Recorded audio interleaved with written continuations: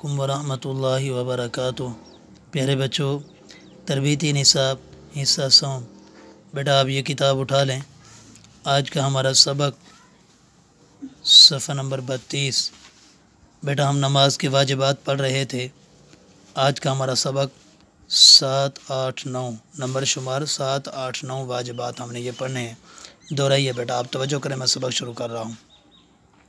بسم اللہ الرحمن الرحیم۔ جلسہ کرنا یعنی دونوں سجدوں کے درمیان اطمینان سے بیٹھ جانا۔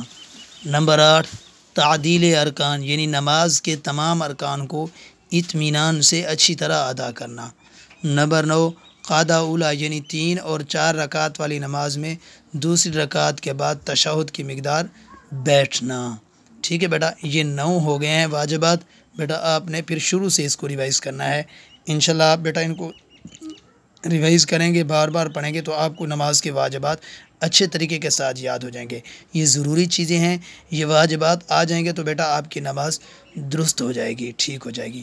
جزاک اللہ۔ اللہ حافظ۔ السلام علیکم ورحمۃ اللہ وبرکاتہ۔